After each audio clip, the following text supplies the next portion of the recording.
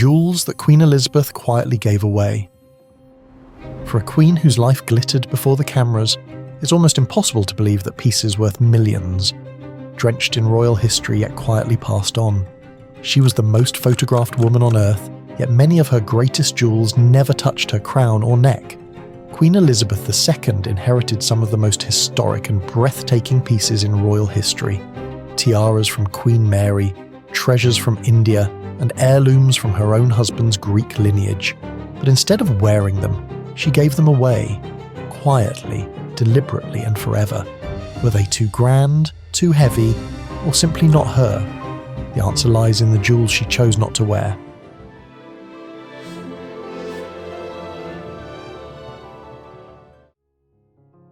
Queen Mary's Lover's Knot Tiara. A tiara rich in history and value, the Lover's Knot Tiara was created in 1913 at Queen Mary's special request by Garrard. Inspired by a piece she loved but couldn't inherit, she commissioned an almost identical design, a masterpiece of 19 diamond arches and 19 Baroque pearl drops tied with diamond lover's knot bows. Queen Mary adored it, wearing it throughout her life in portraits and royal events. What made this tiara so special, yet not a favourite of Queen Elizabeth II, who inherited it in 1953? Queen Elizabeth never quite liked its style, not because it was heavy but simply because it wasn't to her taste. She gravitated towards simpler pieces and her own favourites, like the girls of Great Britain and Ireland tiara leaving the lover's knot behind. In fact, she wore the lover's knot only 6 times, last seen in 1967, before giving it away. Not once, but twice. She gave it away the first time to Princess Diana as a lifetime loan. Diana wore it on many occasions despite her complaints that it gave her headaches and was too noisy.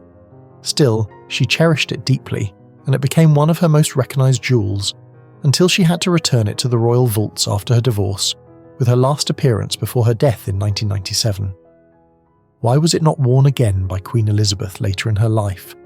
Giving it away a second time, this time to Princess Catherine, who's been gracefully wearing it since 2015, at events like the annual diplomatic reception at Buckingham Palace, an awe moment for royal watchers and jewellery lovers alike. Now, the tiara is reserved just for her, making it the most frequently worn headpiece in her rotation since 2015. Queen Mary's Diamond Choker Bracelet. Unlike Queen Mary's diamond-linked choker, which was worn quite extensively by Queen Elizabeth, this diamond choker bracelet was quietly given away by the Queen.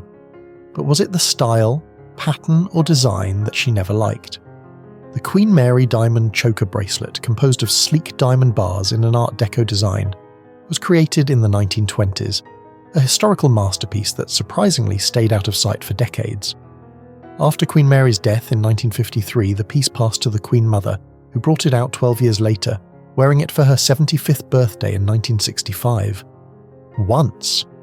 Yet it was never seen on Queen Elizabeth II, neither as a choker nor as a bracelet. Why? Simply because she wasn't fond of chokers and preferred pieces that suited her personal style, like the diamond-linked choker bracelet which she wore on multiple occasions. And so, this extraordinary jewel vanished into the shadows of the royal vaults, until 2015, when the Queen gave it away to Princess Catherine. After nearly 50 years, the piece finally saw the light again at the Chinese state banquet in 2015. Princess Catherine wore it at the gala dinner hosted by the British ambassador in 2017 and in 2018, when Princess Catherine paired it with Queen Mary's Lover's Knot Tiara for the diplomatic reception at Buckingham Palace. Remarkably, in nearly a century, 98 years, this jewel has only graced 3 royal women: Queen Mary, the Queen Mother, and Princess Catherine. A piece so rare yet so telling of Queen Elizabeth's taste. She always knew exactly what she liked, and just as clearly, what she didn't. Art Deco diamond and emerald choker. One of the most important creations of Queen Mary, made in 1911, might have become a favourite of Queen Elizabeth II, or at least been worn once in her lifetime, had it not been remodelled in 1921. This stunning piece features 14 magnificent emeralds and brilliant cut diamonds set in platinum. Yet, it was never to Queen Elizabeth's taste, and remarkably, she never wore it once. Here is why. Imagine that. A jewel valued at nearly $20 million, with each diamond weighing around 10 carats and steeped in history, simply given away. Not lent, but given. Originally, this piece was a wedding gift from the ladies of India, presented to Queen Mary by the Maharani of Patiala during the Delhi Durbar. The necklace was originally much longer as seen in early photographs, before being shortened into a choker in 1921 to suit Queen Mary's signature layered jewel style on Queen request. She often paired it with the Delhi Durbar necklace and multiple strands of diamonds, making it one of her signature pairing looks. When Queen Elizabeth inherited the piece in 1953, she did not favour the remodeled choker style and remained unworn for decades, giving it away in 1981 as a wedding gift to Princess Diana, not a loan, but a permanent gift of one of the royal family's most historic jewels. However, quite the opposite, Diana instantly made it her own. Her love for chokers turned the piece into a modern icon, famously nicknamed the Revenge Choker, debuting at a charity concert at the Barbican in 1982. Sadly, after her death in 1997, the necklace returned to the royal collection, only to be given away again, this time to Princess Catherine, who wore it 25 years later, now residing in her personal vault. Boucheron Honeycomb Tiara. The Greville tiara, dazzling, dramatic and dripping in diamonds, was never part of the crown jewels. It began its journey with Dame Margaret Greville, who, having no children, left her spectacular collection to her dear friend, the Queen Mother. Instantly captivated, the Queen Mother adored the tiara's grandeur, a masterpiece originally made by Boucheron in 1921, and loved it so much that in 1953 she had it heightened with brilliant and marquise-cut diamonds, gems once gifted to King Edward VII by De Beers. It became one of her signature jewels, a piece she wore proudly until her death in 2002. But here's the question. Why did Queen Elizabeth II never wear it, not even once? Was it because the tiara wasn't a crown jewel and technically a personal gift passed from friend to mother, not hers to claim? Or she inherited it only at age 76 when she simply did not prefer an extravagant style and heavy structure? Whatever the reason, she never touched it. Instead, after the Queen Mother's passing, it was shortly given away on long-term loan to Queen Camilla in 2005, who now wears it regularly for state banquets and diplomatic receptions. And then there's another, the Delhi Durbar tiara, often called the almost crown. A breathtaking creation made for Queen Mary in 1911, it once held 2 of the Cullinan diamonds and remains one of the largest and most regal tiaras in royal history, worn by 3 queens, Queen Mary, the Queen Mother, and now Queen Camilla, but never by Queen Elizabeth II. So why did she never wear it?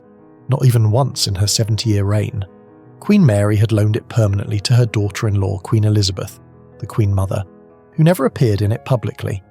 And the same fate followed when Queen Elizabeth II inherited it in 2002. By then she was older, and the towering, weighty tiara was far from her preference. Known for disliking large, cumbersome headpieces, she favoured her simpler and more balanced tiaras. Even Queen Camilla, who inherited both on long-term loan, has worn the Delhi Durbar tiara only once. Surprising for a queen who enjoys grand, bold jewels. So perhaps the question isn't just why Queen Elizabeth II never wore them, but did she ever like them at all? Princess Andrew's Meander Bandeau Tiara. One steeped in royal history and glittering with symbolism, the Princess Andrew's Meander Bandeau Tiara began as a wedding gift to Queen Elizabeth II, only to find its way back into royal hands as a wedding gift to Princess Anne decades later. But why did the Queen part with a tiara that came from her husband's side, a piece rich in ancient Greek artistry and symbolism, honouring Prince Philip's roots, one she herself had never worn, not even once? Then, in the 1960s, she quietly gave it away, not as a loan but as a gift, to her only daughter, Princess Anne. Why then, and why this tiara? Interestingly, it happened around the same time Princess Alice moved into Buckingham Palace with the royal family. Could that have been the reason, a sentimental gesture, or perhaps a sign of respect for Philip's side of the family? Or perhaps the Queen felt it was time to let it return to its rightful branch? Or maybe, as always, it simply wasn't her style. Whatever the motive, the tiara now rests in Princess Anne's personal vault, worn on numerous occasions over her 75 years, including by her daughter, Zara Phillips, at her 2011 wedding, in a touching tribute to her grandfather. A tiara that has served as a wedding gift to 3 royals, worth an estimated $2 million, rich in Greek and British heritage, yet never once worn by Queen Elizabeth herself, simply given away. Another jewel with an equally fascinating history is the Sapphire choker, a masterpiece that dates back to the 1890s and was once tied to Empress Maria Feodorovna of Russia before being acquired by Queen Mary. Crafted from 4 rows of pearls divided by diamond bars with an angular sapphire and diamond clasp that can separate into 2 bracelets, it's worth nearly £200,000 today. Yet, like the Meander tiara, Queen Elizabeth II never wore it once. Perhaps her dislike for chokers spoke louder than history itself, for she eventually gave it to Princess Anne, who treasures it deeply and has worn it for decades, from her 50th birthday to Prince William's wedding gala in 2011, and most recently at the 30th Anniversary International Financial Review Awards in London. And finally, the Queen's Pakistani turquoise necklace, presented by President Ayub Khan during his 1966 visit to Britain. Though the Queen initially shortened it to suit her preference, she admitted it was not quite her style, and once again passed it to Princess Anne. The princess wore the turquoise set frequently through the 1970s, including the 1974 BAFTAs and Royal Ascot 2007. So was it personal taste, sentiment, or simply the Queen's quiet rule of less is more? Whatever the reason, these jewels tell one truth. The Queen never wore what she didn't love, and what she didn't love she gave away, forever. That's all for tonight. Tell us which piece you think the Queen should have worn at least once. And before you go, don't forget to like and subscribe to our channel for more royal stories.